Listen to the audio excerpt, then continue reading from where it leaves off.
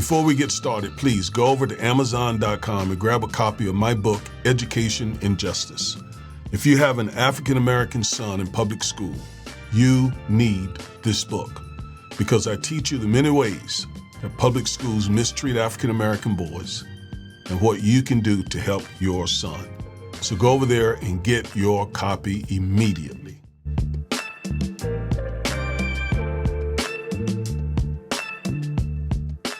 Hello, everybody. This is Reverend and Civil Rights Attorney Augustus Corbett. Thank you for tuning in. I hope you have a great day. Hope the rest of this week is good for you also. All right, so do you remember on the campaign trail, Donald Trump told us that he would get prices down, inflation down, and just clean up the mess that Biden left him?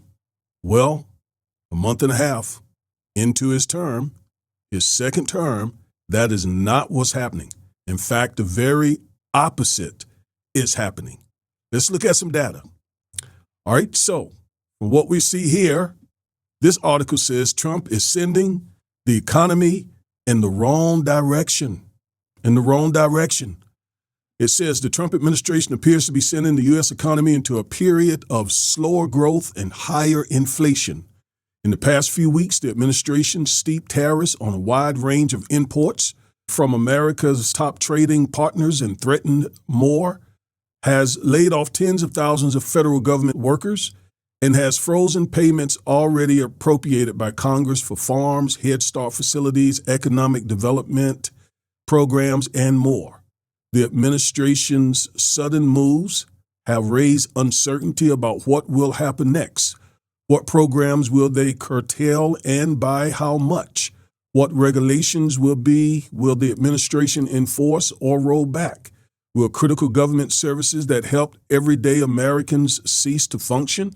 The Economic Policy Uncertainty Index maintained by researchers at Stanford, the University of Chicago, and Northwestern universities were 161.9% higher in February 2025 than a year earlier. Massive uncertainty makes it harder for households and business to plan, invest, and spend. Put differently, even President Donald Trump's threats to further undermine America's economic security can hurt both economic growth and the stock market. So it is not going the way that he said things would go. Okay? That's what we're seeing, unfortunately. All right, let's jump down on this article a little bit more.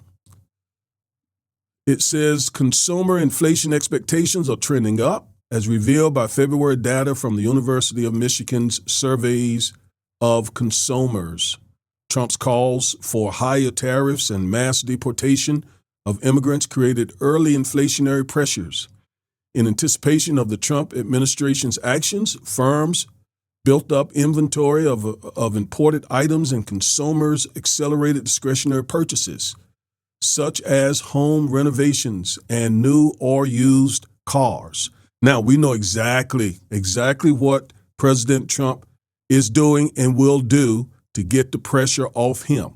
He will blame Joe Biden. But let's look back. Let's look back at the economy when Biden handed it off to Trump. All right, so look at this chart in front of you. When Biden left office, inflation was 2.9% when he left office. Okay? Also, job growth when Biden left office, December 2024, 256,000 jobs. 256,000 jobs. This most recent jobs report we got was 150,000 jobs. That's 100,000 drop in jobs. All right. So yes, inflation 2.9, 3.3%. If we go back, for example, to this illustration, we see 3.2% and 2.9%. Headline inflation reflects price changes on all items, while core inflation excludes volatile food and energy categories. Okay. So that's why you got those two numbers, but there's not a lot of difference between 3.3 and 2.9% inflation. That's the point. All right, black unemployment 6.1% when Biden gave Trump the economy. GDP, gross domestic product, expanded by 3%, okay? Expanded by 3% and contracted by 3.5% when he left office. But if we go back and look at this chart, we'll see that when Trump came in office in 2016, he received a really great economy from Obama. And the data shows that he received a really, really great economy from Joe Biden just a month and a half ago. But it's already turning bad. Okay? There's another picture here of the economy when Joe Biden handed it off to Trump in January of 2025. Okay? Now, here's a little article by CNBC. It says, and this is as of today, the Dow tumbles 900 points. That was as of about an hour ago. NASDAQ drops 4% as market sell-off intensifies on recession fears. There is the R word, the dreaded R word, recession. So all that's happening as I speak to you. Now, if we read a little bit here below the headline, it says a 3-week market sell-off intensified on Monday with investors worried about tariff policy uncertainty tipping the economy into a recession. That is the fear, a recession. Now, we're quite a bit of ways from knowing if we are moving into a recession for real because it takes 2 quarters to determine whether we're facing a recession. And so we're not there yet. So we don't need to, jump just yet. But it looks like it's heading in that direction. All right, this goes on to say something President Trump did not rule out over the weekend. He was asked point blank by a Fox anchor, are we going into a recession? And he could not say we weren't. What he tried to say was that we're in transition because he's imposing these tariffs and it's just going to be a minute before things settle down. And he claims it's going to be a whole lot of money circulating once his tariffs take effect and get some of those domestic corporations back on shore. All right. So he made excuses for it. And hopefully he's right. No one wants to go through a recession. That's bad for everybody. So hopefully he's right about that. But the economists are worried.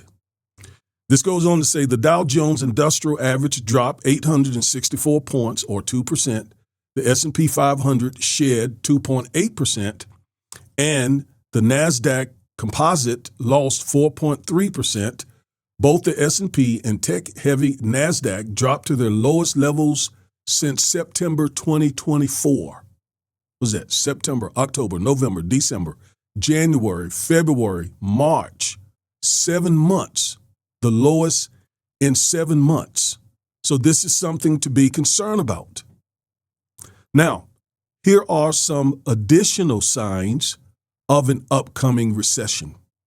First, layoffs are up, and we know that they are terminating a lot of federal employees, thousands of them. Hiring is slowing, as I pointed out, 150,000 jobs in March 2025, new jobs, versus 256,000 new jobs in December 2024. So only 150,000 new jobs this month, in February, we got the report this month, and it was down. 100,000 new jobs. Okay? Consumer confidence is down. Yes, that's huge. That's big. That can bring about inflation because if people are not confident about going and buying stuff, then that's going to slow down the economy. That's going to shrink the economy. That's going to shrink the gross domestic product. So this is worrying. And it's real. It's not just economists. I mean, if you're planning to buy a new car, new truck, or whatever, chances are the prices are going to be up by the time you get to the dealership. If you're planning on buying a new appliance, maybe you need a new refrigerator or maybe a unit for your house or what have you, all of those prices could be increasing because of the volatility that we see in the economy. And this is not what Trump promised. He promised he would have all of this fixed. And instead of fixing it, we're headed in the wrong direction. All right? We're headed absolutely in the wrong direction. All right? Inflation is up, including the price of eggs. My wife told me the other day that a dozen of eggs cost about $8, and they were about $5 when Trump took office, and they have almost doubled, and that was 3 weeks ago. So layoffs are up, hiring is slowing, consumer confidence is down because of all of these uncertainties and increasing inflation, and inflation is up. Everything is costing more. So stuff is going in the wrong direction. Trump promised the country that he would have all of that fixed in quick, fast, and in a hurry. And it's not happening. It's not happening. He inherited a good economy from Biden, as he did from Obama, but things are going now in the wrong direction. Meanwhile, the billionaires are doing very well. And they're trying to help the billionaires do even better with this upcoming vote to prevent the government from shutting down. I think it's due to shut down Friday of this week. And this budget will extend this huge tax break, this huge tax cut, especially for the top 1% of 1%. So they're going to do well. The average working people will suffer from what's ahead. But let's hope it doesn't happen. Because if Trump does bad, he does bad for the country. The whole country suffers. So we're not going to do what they did to Obama. Their attitude was, if the country falls, we just want this president to fail. Well, we're not going to that extreme. Not at all. Because if Trump fails leading the country, then the country suffers, especially working and poor people. The billionaires are going to do fine because he's helping them every chance he gets. All right? So hopefully things will correct. But if not, remember, many of us told you so. I am Reverend and Civil Rights Attorney Augustus Corbett. Thank you for tuning in. And remember, stay woke.